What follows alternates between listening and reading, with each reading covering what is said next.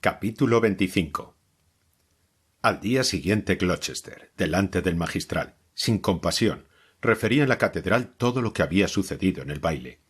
La aristocracia se había encerrado en un gabinete, en el gabinete de lectura, para cenar y bailar, y doña Ana Ozores, la mismísima regenta que viste y calza, se había desmayado en brazos del señor don Álvaro Mesía. El magistral, que no había dormido aquella noche, que esperaba noticias de Ana con fiebre de impaciencia, dio media vuelta como un recluta. Era la primera vez que el puñal de Gloucester, aquella lengua, le llegaba al corazón. Pálido, temblorosa la barba hasta que la sujetó mordiendo el labio inferior. Don Fermín miró a su enemigo con asombro y con una expresión de dolor que llenó de alegría el alma torcida del arcediano. Aquella mirada quería decir: venciste, ahora sí, ahora me ha llegado a las entrañas el veneno. De Pas estaba pensando que los miserables, por viles, débiles y necios que parezcan, tienen en su maldad una grandeza formidable. Aquel sapo, aquel pedazo de sotana podrida, sabía dar aquellas puñaladas. Después don Fermín se acordó de su madre. Su madre no le había hecho nunca traición. Su madre era suya, era la misma carne. Ana, la otra, una desconocida, un cuerpo extraño que se le había atravesado en el corazón. Sin disimular apenas, disimulando muy mal su dolor, que era el más hondo, el más frío y sin consuelo que recordaba en su vida, salió de Pas de la sacristía y anduvo por las naves de la catedral vacilante, sin saber encontrar la puerta. Ignoraba dónde quería ir, le faltaba en absoluto la voluntad, y al notar que algunos fieles le observaban, se dejó caer de rodillas delante del altar de una capilla. Allí estuvo meditando lo que haría. ¿Ir a casa de la regenta? Absurdo, sobre todo tan temprano. Pero su soledad le horrorizaba. Tenía miedo del aire libre, quería un refugio. Todo era enemigo. Su madre del alma. Salió del templo, corrió, entró en su casa. Doña Paula barría el comedor. Un pañuelo de percal negro le ceñía la cabeza sobre la plata del pelo espeso y duro, como un turbante. ¿Vienes del coro? Sí, señora. Doña Paula siguió barriendo. Don Fermín daba vueltas alrededor de la mesa, alrededor de su madre. Allí estaba el consuelo único posible, allí el regazo en que llorar, allí la única compasión verdadera, allí el único contagio posible de la pena. Aquel veneno que a él le mataba solo sería veneno, saliendo de él para su madre. El deseo de partir el dolor le apretaba la garganta con angustias de muerte, y no podía hablar. Era una crueldad de su madre no adivinar los tormentos del hijo. Doña Paula le miraba como los demás, como la gente con que había tropezado en la calle, sin conocer que moría desesperado. Y no podía él hablar. ¿Qué tienes, hombre? ¿Qué haces aquí? Te estoy llenando de polvo la ropa nueva. Don Fermín salió del comedor. Entró en el despacho. Teresina hacía la cama del señorito. No le oyó entrar porque cantaba y la hoja del jergón sacudida le llenaba de estrépito los oídos. El señorito, como huyendo, salió del despacho también. Salió de casa. Llegó a la de doña Petronila Rianzares. La señora estaba en misa. Esperó paseando por la sala, con las manos a la espalda unas veces, otras cruzadas sobre el vientre. El gato pulcro y rollizo entró y saludó a su amigo con un conato de quejido. Y se le enredó en los pies, haciendo eses con el cuerpo. Parecía que el gato sabía ya algo de aquella traición. El sofá donde solía sentarse Ana llamó al magistral con la voz de los recuerdos. En un extremo del asiento había un muelle algo flojo. La tela estaba arrugada. Allí se sentaba ella. De Pas se sentó en la butaca al lado de aquella tela floja. Cerró los ojos, y una pereza de vivir, que pareció sueño o sopor, le embargó el ánimo. Quería detener el tiempo. Ya deseaba que tardase en volver doña Petronila. Le asustaba la actividad. Tenía miedo de cualquier resolución. Todo sería peor. La muerte ya estaba en el alma. Los recuerdos lejanos bullían en el cerebro, como preparándose a bailar la danza macabra del delirio de la agonía. Sintió el olor de una rosa muy grande que Ana oprimía contra los labios de su buen amigo, de su hermano mayor. La música de las palabras se mezclaba con el aroma de la flor en mística composición. ¡Ay, sí, amor! Y buen amor era todo aquello. Era un enamorado. El amor no era todo lascivia. Era también aquella pena del desengaño, aquella soledad repentina, aquel dolor dulce y amargo, todo junto, capaz de redimir la culpa más grave. Deber, sacerdocio, votos, castidad. Todo esto le sonaba ahora hueco. Parecían palabras de una comedia. Le habían engañado, le habían pisoteado el alma. Esto era lo cierto, lo positivo. Esto no lo habían inventado obispos viejos. El mundo era el que le daba aquella enseñanza. Ana era suya. Esta era la ley suprema de justicia. Ella misma lo había jurado. No se sabía para qué era suya, pero lo era. El magistral se puso en pie de repente. El tiempo volaba. Lo acababa de sentir él como un bofetón. Podían estar conspirando los otros con el tiempo y contra él. Tal vez estaban juntos ya a aquellas horas. ¡Infame, infame! Y le había ido a enseñar la cruz de diamantes a la capilla, para que viese el traje en que la iba a deshonrar. Sí, a deshonrar. Él era allí el dueño, el esposo espiritual. Don Víctor no era más que un idiota incapaz de mirar por el honor propio, ni por el ajeno. Aquello era la mujer. Salió al pasillo y gritó: —¿Vino doña Petronila? —Ahora llama —contestaron. Entró la de Rianzares. Don Fermín le cortó el saludo en la boca. —Ahora mismo hay que llamarla —dijo. —¿A quién? ¿A Ana? —Sí, ahora mismo. Don Fermín volvió a sus paseos. No quería conversación. La de Rianzares, sierva de aquel hombre, calló y entró en el gabinete. Pasó media hora. Sonó la campanilla de la puerta. Ana vio al gran Constantino que abría. —¿Qué pasa? —Don Fermín, ahí en la sala. —Ah, me alegro. Entró la regenta, y doña Petronila se fue hacia la cocina, al otro extremo de la casa. —Si llaman, que no estoy —dijo a la criada, y pasó al oratorio que tenía cerca de su alcoba. De pas vio a la regenta más hermosa que nunca. En los ojos traía fuego misterioso, en las mejillas el color del entusiasmo, de las conferencias íntimas, espirituales. Una aureola de una gloria desconocida para él parecía rodear a aquella mujer que encerraba en el breve espacio de un contorno adorado todo lo que valía algo en la vida, el mundo entero, infinito, de la pasión única. —¿Qué es esto? —dijo ronco de repente don Fermín, plantado, como con raíces, en medio de la sala.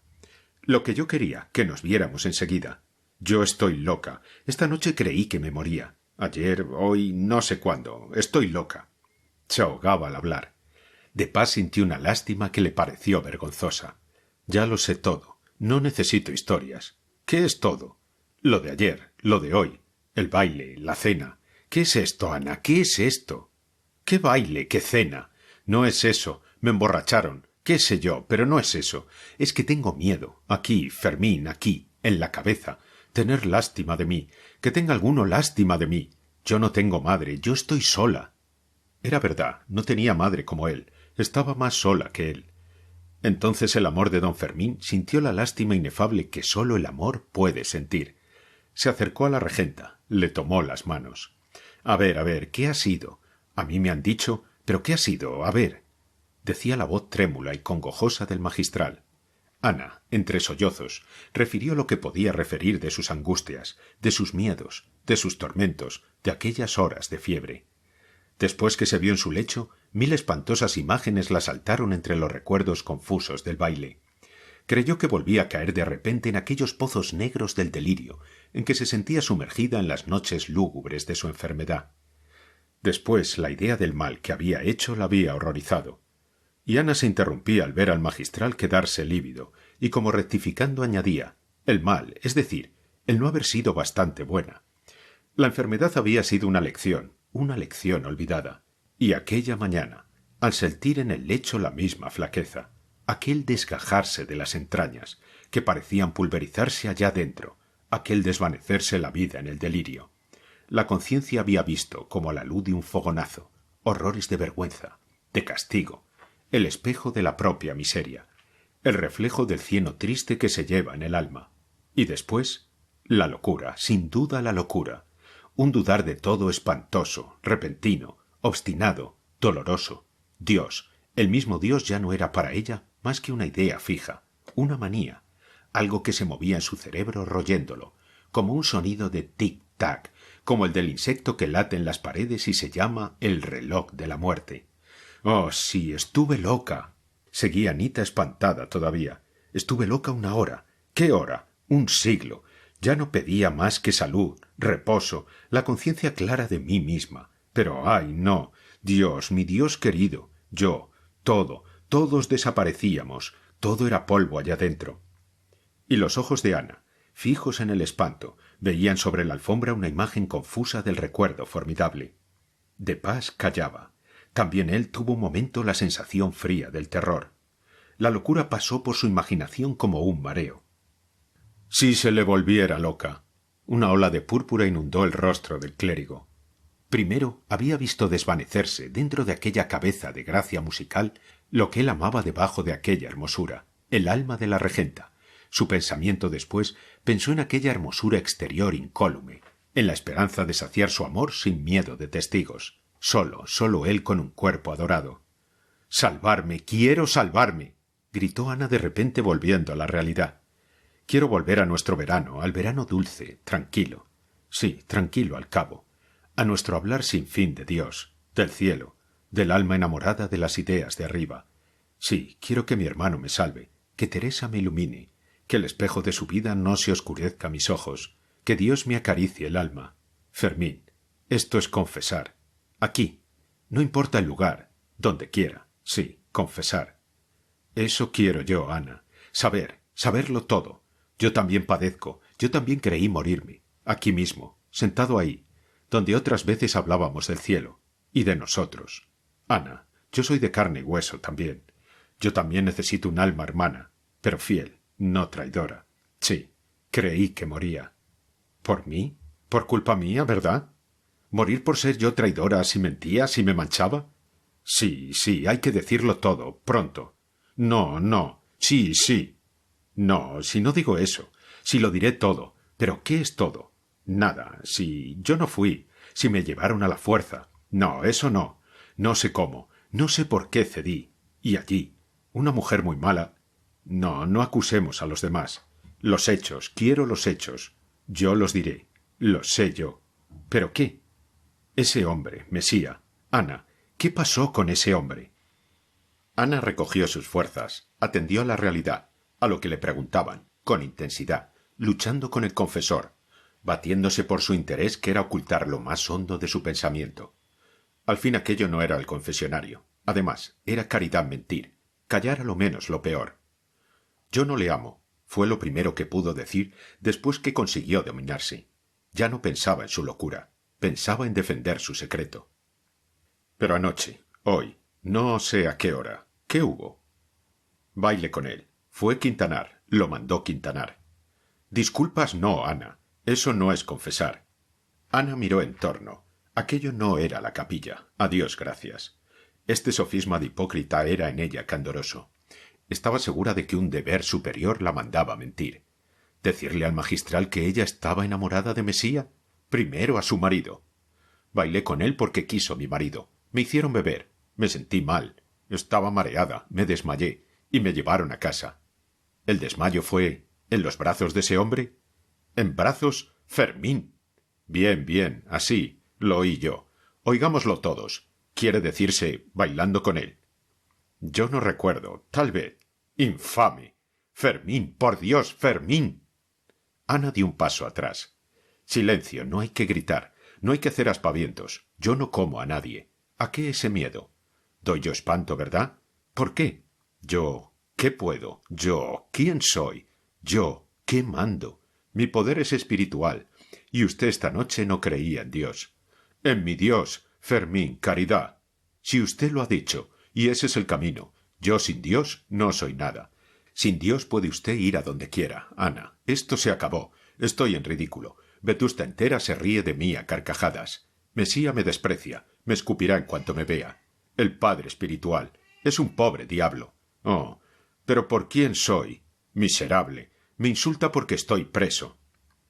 El magistral se sacudió dentro de la sotana, como entre cadenas, y descargó un puñetazo de Hércules sobre el testero del sofá. Después procuró recobrar la razón. Se pasó las manos por la frente. Requirió el manteo. Buscó el sombrero de teja. Se obstinó en callar. Buscó a tientas la puerta y salió sin volver la cabeza. Creyó que Ana le seguiría. Le llamaría. Lloraría. Pero pronto se sintió abandonado. Llegó al portal. Se detuvo. Escuchó. Nada. No le llamaban. Desde la calle miró a los balcones. Ninguno se abrían. No le seguía ni con los ojos. Aquella mujer se quedaba allí. Todo era verdad. Le engañaba. Era una mujer. ¿Pero cuál? La suya, la de su alma. Sí, sí, de su alma. Para eso la había querido. Pero las mujeres no entendían esto.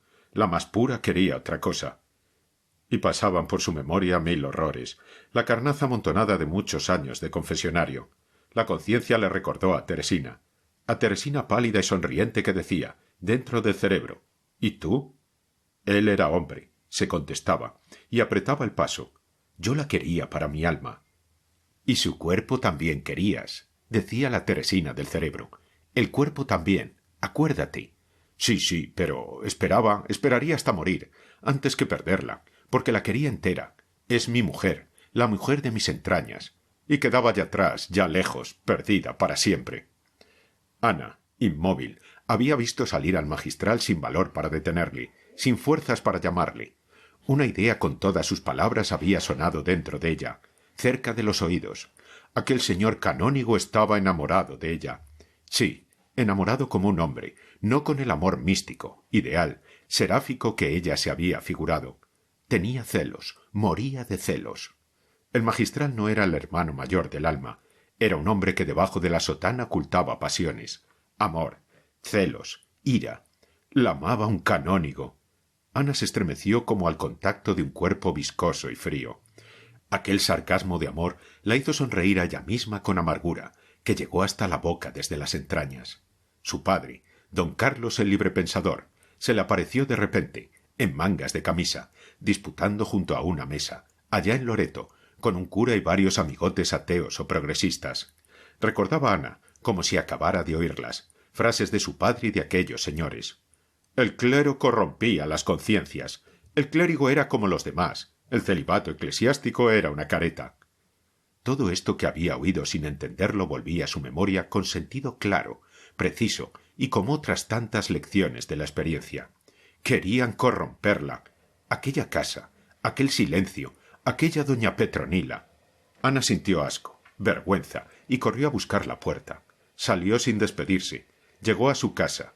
Don Víctor atronaba el mundo a martillazos. Construía un puente modelo que pensaba presentar en la exposición de San Mateo. Ya no forraba el martillo con bayeta, no. El hierro chocaba contra el hierro. El estrépito era horrísono. Allí era él el amo. Prueba de ello que su mujer había ido al baile. Se había acabado el Paraguay. No más misticismo. Una prudente piedad heredada de nuestros mayores y basta y sobra. Por lo demás, actividad, industria y arte. Mucha comedia, mucha caza y mucho martillazo. ¡Zas, zas, zas! ¡Pum! ¡Viva la vida! Así pensaba don Víctor. Ceñida al cuerpo la bata escocesa. Y clava que te clavarás. En su nuevo taller, en un cuartucho del piso bajo, con puerta al patio. El sol llegaba a los pies de Quintanar, arrancando chispas de los abalorios y cinta dorada de las babuchas semiturcas. El carpintero silbaba, el tordo, el mejor tordo de la provincia, que Quintanar llevaba de habitación en habitación, silbaba también colgada de un alambre su jaula. Ana contempló en silencio a su marido. Era su padre, le quería como a su padre. Hasta se parecía un poco a don Carlos. Aquel sol de febrero, promesa de primavera, aquel ambiente fresco que convidaba a la actividad, al movimiento, aquellos martillazos, aquellos silbidos, aquellas nubecillas ligeras que cruzaban el cuadrado azul a que servía de marco el alero del tejado. Todo aquello edificaba. Aquella era su casa, allí era la reina, aquella paz era suya.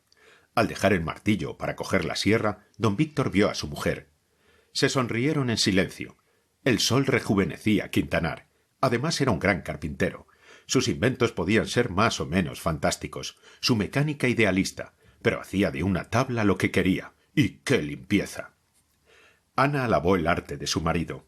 Él se animó, se puso colorado de satisfacción y le prometió un costurero para la semana siguiente. Todo, obra de mis manos. La regenta olvidó un momento el desencanto de aquella mañana. Cuando volvió a su memoria se encontró con que no era don Víctor un malvado, sino un desgraciado, pero de todas suertes le parecía absurdo enamorarse siendo canónigo. En todas las combinaciones del amor romántico había dado la imaginación de Ana muchas veces, menos en aquella. Se concebía el amor sacrílego de un sacerdote de ópera, pero el de un prebendado con alzacuello morado. Además, La honradez protestaba también con su repugnancia instintiva. Pero de Pas era digno de compasión.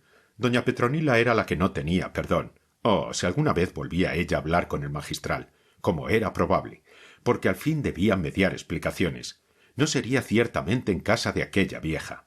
¿Qué se había propuesto aquella señora? ¿Qué estaría pensando de ella, de Ana?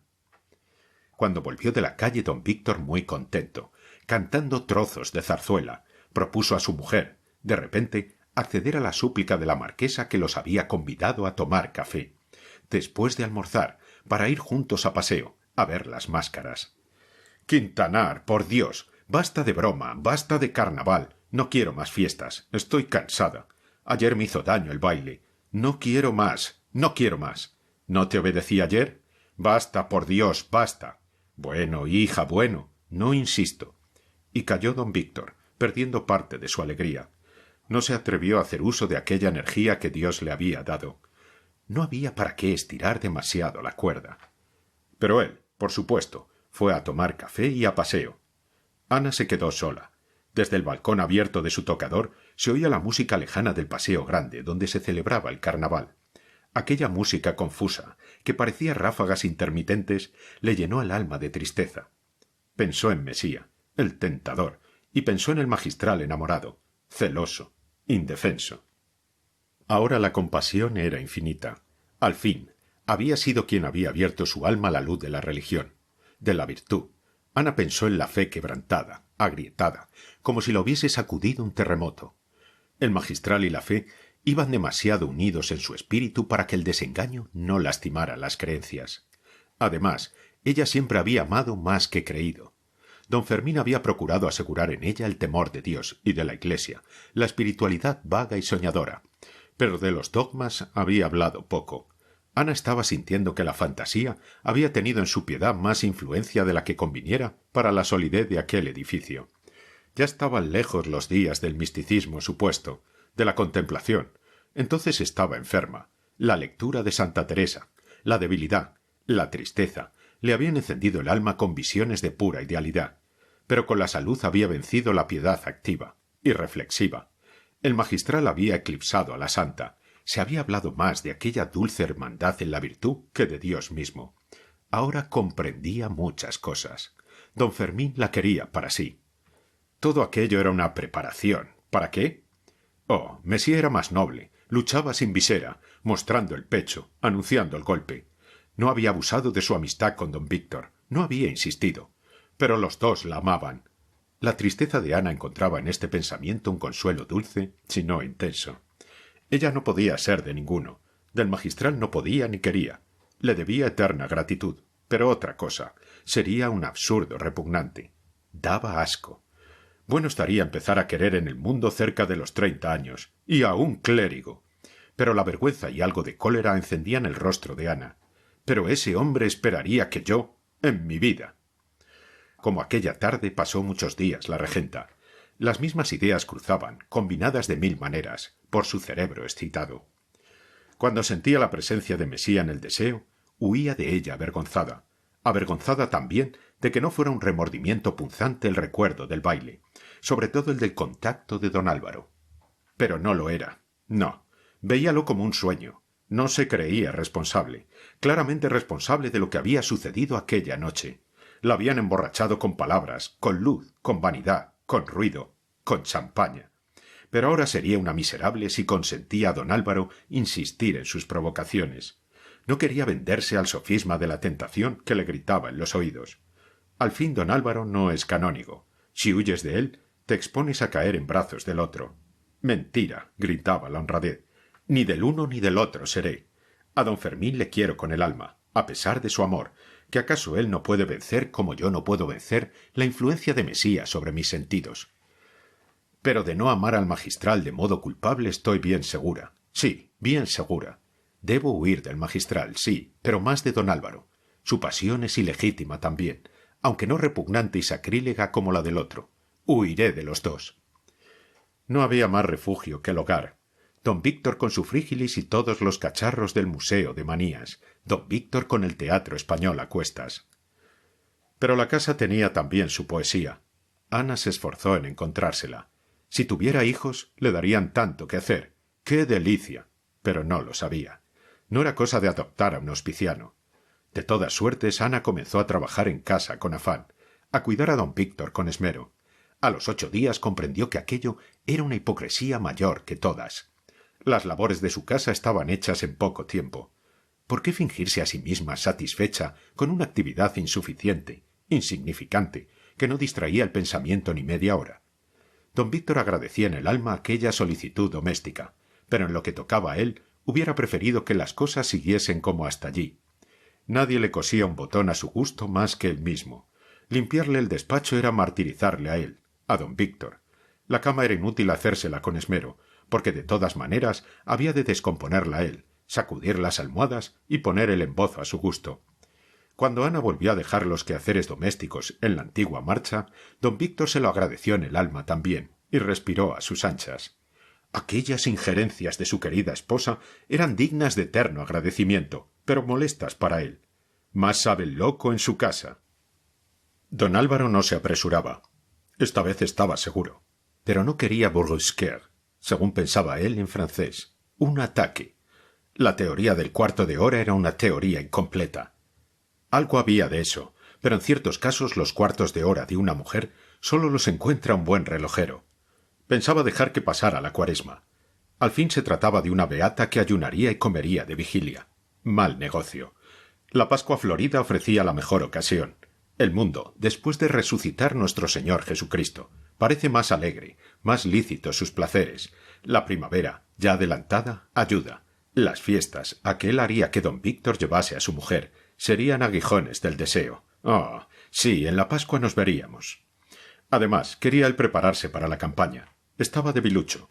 Aquel verano en Palomares había hecho una especie de bancarrota de salud.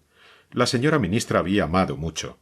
Estas exageraciones de las mujeres vencidas siempre estaban en razón directa del cuadrado de las distancias. Es decir, que cuanto más lejos estaba una mujer del vicio, más exagerada era cuando llegaba a caer. La regenta, si caía, iba a ser exageradísima. Y se preparaba mesía. Leyó libros de higiene, hizo gimnasia de salón, paseó mucho a caballo, y se negó a acompañar a Paco Vegallana en sus aventurillas fáciles y pagaderas a la vista. El diablo harto de carne, le decía Paco, y don Álvaro sonreía y se acostaba temprano. Madrugaba. El paseo grande era ya todo perfumes, frescura y cánticos al amanecer. Los pájaros, saltando de rama en rama, preparaban los nidos para los huevos de abril. Se diría que eran tapiceros de la enramada que adornaban los salones del paseo grande para las fiestas de la primavera. Empezaba marzo con calores de junio. Desde muy temprano calentaba y picaba el sol. Aquella primavera anticipada, frecuente en Vetusta, era una burla de la naturaleza. Después volvía el invierno, como en sus mejores días, con fríos, escarchas y lluvia interminable. Pero don Álvaro aprovechaba aquel intervalo de luz y calor, que no por efímero le agradaba menos. No era él de los que median la felicidad por la duración. Es más, no creía en la felicidad, concepto metafísico según él. Creía en el placer que no se mide por el tiempo. Una mañana, en el salón principal del Paseo Grande, solitario a tales horas porque pocos confiaban en aquel anticipo de primavera, vio don Álvaro a lo lejos la silueta de un clérigo. Era alto, sus movimientos señoriles. Era el magistral. Estaban solos en el paseo, tenían que encontrarse. Iban uno enfrente del otro, por el mismo lado. Se saludaron sin hablar. Don Álvaro tuvo un poco de miedo, de aprensión de miedo. Si este hombre, pensó, enamorado de la regenta, desairado por ella, se volviera loco de repente al verme, creyéndome su rival, y se echara sobre mí a puñetazo limpio aquí, a solas. Mesía recordaba la escena del columpio en la huerta de Vegallana. El magistral pensó por su parte al ver a don Álvaro. Si yo me arrojara sobre este hombre y como puedo, como estoy seguro de poder, le arrastrara por el suelo y le pisara la cabeza y las entrañas. Y tuvo miedo de sí mismo. Había leído que en las personas nerviosas, imágenes y aprensiones de este género provocan los actos correspondientes. Se acordó de cierto asesino de los cuentos de Edgar Poe. Su mirada fue insolente, provocativa. Saludó como diciendo con los ojos: «Toma, ahí tienes esa bofetada». Pero el saludo y la mirada de Mesía quisieron decir: «Vaya usted con Dios, no entiendo palabra de eso que usted me quiere decir». Y siguieron cada cual por su lado. Pero a la mañana siguiente no volvieron al Paseo Grande ni uno ni otro. Buscaban allí contrario objeto. El magistral paseaba mucho para gastar fuerzas inútiles. Mesía para recobrar fuerzas perdidas y que esperaba le hiciesen mucha falta dentro de poco. Cada cual se fue a pasear en adelante por sitios extraviados. Temían otro encuentro. Pero pronto tuvieron que quedarse en casa. Como era de esperar, el invierno volvió con todos sus rigores, riéndose a carcajadas de los incautos que se creían en plena primavera. Los pájaros se escondieron en sus agujeros y rincones. Los árboles floridos padecieron los furores de la intemperie, como engalanadas damiselas que en un día de campo, vestidas con percales alegres, adornos vistosos y delicados de seda y tul, se ven sorprendidas por un chubasco, al aire libre, sin albergue, sin paraguas siquiera. Las florecillas blancas y rosadas de los frutales caían muertas sobre el fango. El granizo las despedazaba. Todo volvía atrás. Aquel ensayo de primavera temprana había salido mal. Vuelta a empezar, cada mochuelo a su olivo. Esto fue a la mitad de la Cuaresma. Vetusta se entregó con reduplicado fervor a sus devociones. Los jesuitas misioneros habían pasado también por allí como una granizada. Flores de amor y alegría que sembrara el carnaval las destruyeron a penitencia limpia el padre Maroto, un artillero retirado que predicaba cañonazos y sacaba el Cristo, y el padre Goberna, un melifluo padre francés que pronunciaba el castellano con la garganta y las narices y hablaba de Gomorra y citaba las grandezas de Nínive y de Babilonia, ya perdidas, al cabo de los años 1000, como prueba de la pequeñez de las cosas humanas. Ello era que Vetusta estaba metida en un puño. Entre el agua y los jesuitas la tenían triste, aprensiva, cabizbaja. El aspecto general de la naturaleza, parda, disuelta en charcos y lodazales, más que a pensar en la brevedad de la existencia, convidaba a reconocer lo poco que vale el mundo. Todo parecía que iba a disolverse. El universo, a juzgar por Vetusta y sus contornos, más que un sueño efímero, parecía una pesadilla larga, llena de imágenes sucias y pegajosas. El padre Goberna, que sabía dar color local a sus oraciones, no decía en Vetusta que no somos más que un poco de polvo, sino un poco de barro. ¿Polvo en Vetusta? Dios lo diera. El mal tiempo se llevó la resignación tranquila, perezosa de Anita Ozores. Con la lluvia pertinaz, machacona, volvieron antiguas apresiones repentinas, protestas de la voluntad y aquellos cardos que le pinchaban el alma. Y ahora no tenía al magistral para ayudarla. Cada día se sentía más sola, más abandonada, y ya empezaba a pensar que había sido injusta con el provisor, pensando de él tan mal y dejándole huir desesperado con aquellas sospechas que llevaba clavadas en el corazón como un dardo envenenado. ¿Por qué ella no había sentido más aquel desengaño, aquella profanación de una amistad pura, desinteresada, ideal? Tal vez porque el ser amada, fuera por quien fuera, no podía saberle mal, aunque ella tuviese que desdeñar y hasta vituperar aquel amor. Tal vez porque sabía que el remedio de aquella separación estaba en sus manos. No podía ella, el día tal vez próximo, en que necesitara consuelo espiritual, correr al confesionario y persuadir al confesor, a don Fermín, de que ella no era lo que él se figuraba. ¿Y acaso debía hacerlo cuanto antes? ¿Por qué había de estar pensando de paz lo que había? Sí, había que decirle la verdad, esto es, la verdad de lo que no había. Don Álvaro no había conseguido mayor favor de Ana Ozores. Esto era lo cierto. Pero antes de buscar al magistral, Ana quiso fortificar el espíritu por sí misma. Sentía la fe vacilante. Los sofismas vulgares de don Carlos, el libre pensador, venían a atormentarla a cada instante. Comenzaba por dudar de la virtud del sacerdote y llegaba a dudar de la Iglesia, de muchos dogmas. Pero entonces corría a la Iglesia. Saltando charcos, desafiando chaparrones, iba de parroquia en parroquia, de novena en novena, y pasaba también mucho tiempo en la nave fría de algún templo a la hora en que los fieles solían dejarlos desiertos. Se sentaba en un banco y meditaba. Sonaba y resonaba en la bóveda la tos de un viejo que rezaba en una capilla escondida. Los pasos de un monaguillo irreverente retumbaban sobre la tarima de un altar, y como un refuerzo del silencio llegaba a los oídos un rumor tenue de los ruidos de Vetusta. Ana pedía a la soledad y al silencio perezoso de la iglesia algo como una inspiración, o como un perfume de piedad que creía ella debía desprenderse de aquellas paredes santas, de los altares, que a la luz blanca del día ostentaban sus santos de yeso y madera barnizada, como gastados por el roce de las oraciones y el humo de la cera.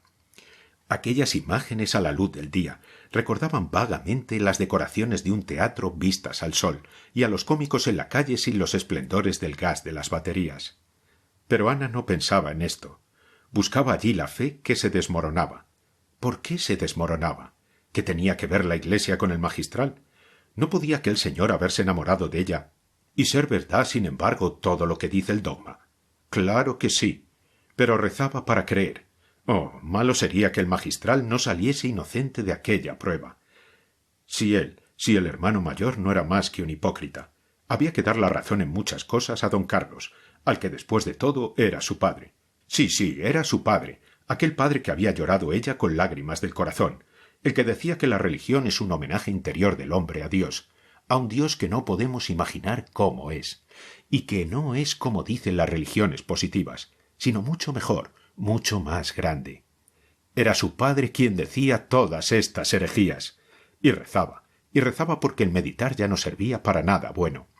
Y una voz interior severa y algo pedantesca gritaba después de todo aquello.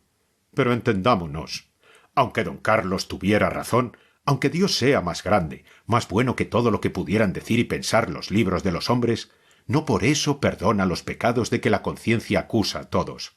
Don Álvaro estará prohibido, sea Dios como sea. El mal es el mal de todas suertes. Eso sí, se decía la regenta, que encontraba consuelo en esta resolución.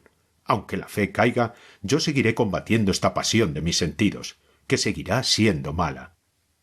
Empezó a notar que el templo solitario no excitaba su devoción.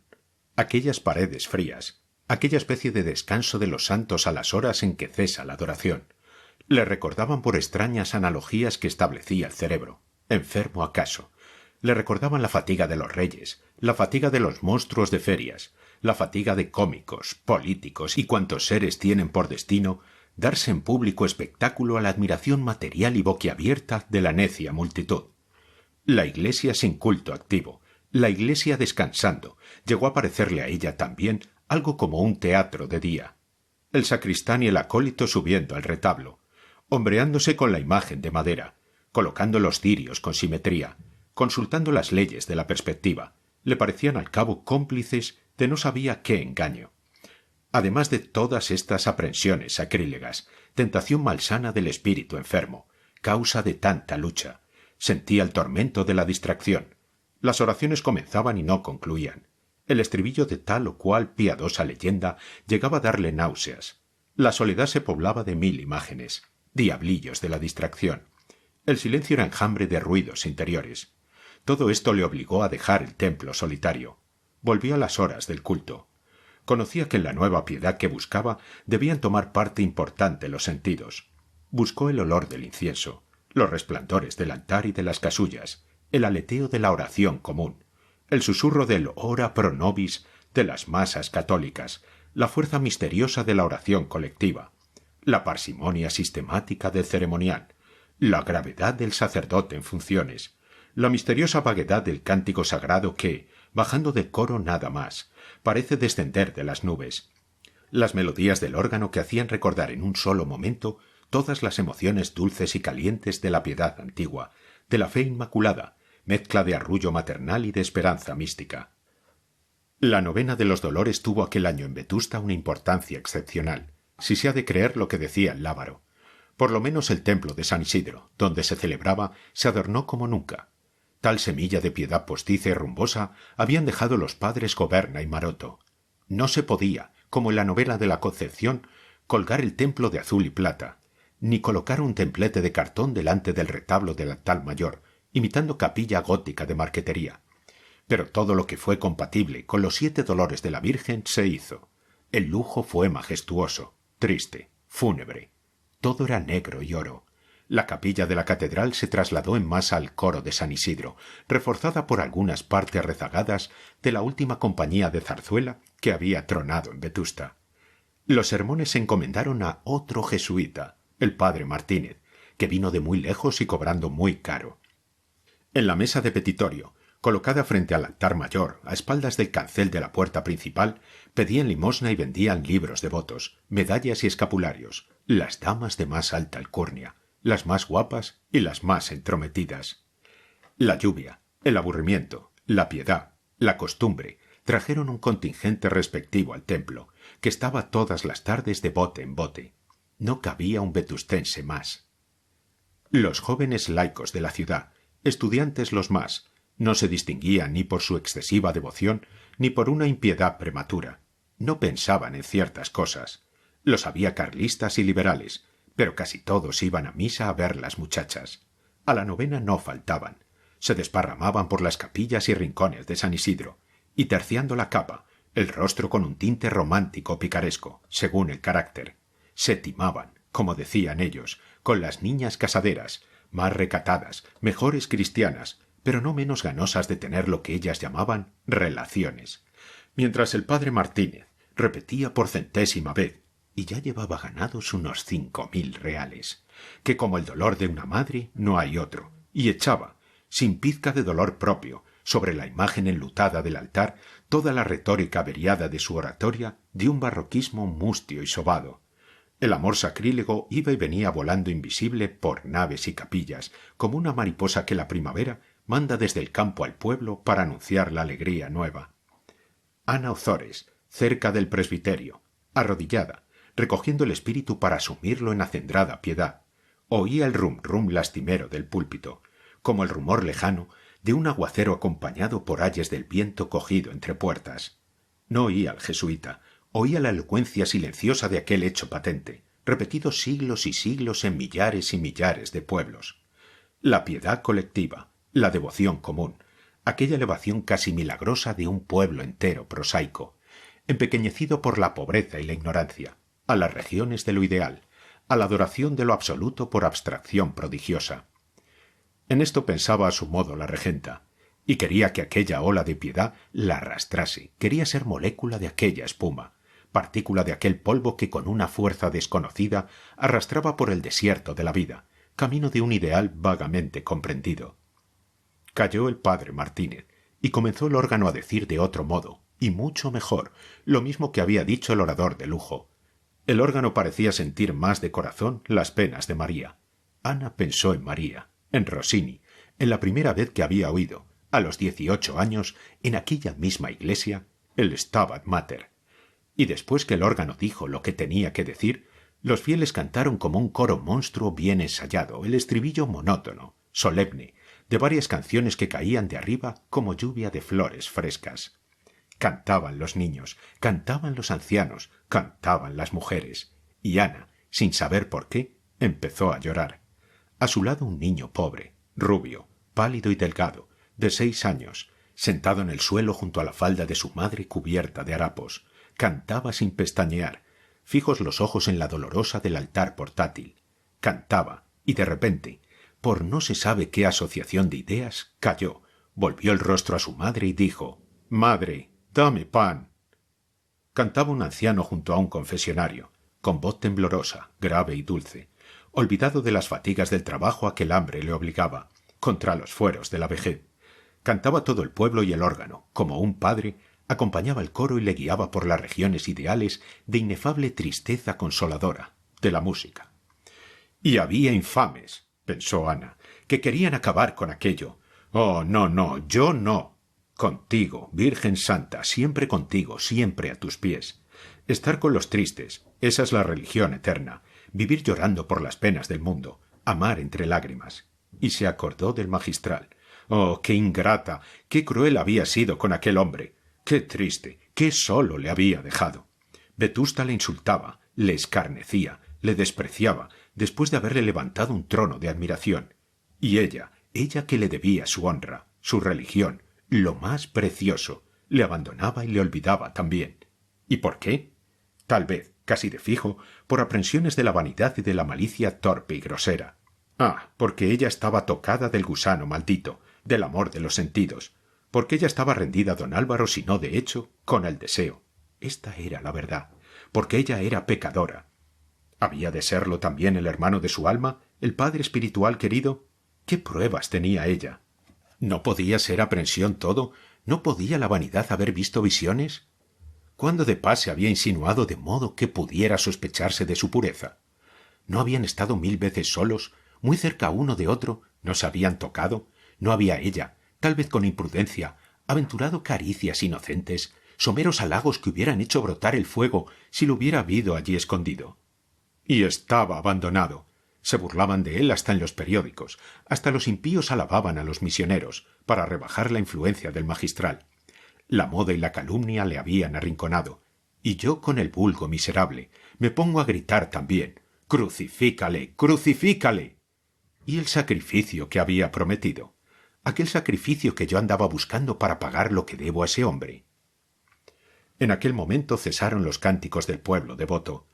Siguió silencio solemne.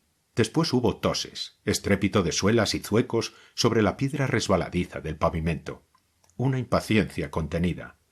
Hacia la puerta sonaba el tic-tac de las monedas con que Visitación y la Marquesa golpeaban la bandeja para llamar la atención de la caridad distraída. Rechinaban los canceles. Había en el aire un cuchicheo tenue. En el coro daban señales de vida violines y flautas, con quejidos y suspiros ahogados. Se oía el ruido de las hojas de papel de música. Gruñó un violín. Cayeron 2 golpes sobre una hojalata. Silencio otra vez. Comenzó el Stabat Mater. La música sublime de Rossini exaltó más y más la fantasía de Ana. Una resolución de los nervios irritados brotó en aquel cerebro con fuerza de manía, como una alucinación de la voluntad. Vio, como si allí mismo estuviese, la imagen de su resolución. Sí, ella, Ana a los pies del magistral, como María a los pies de la cruz.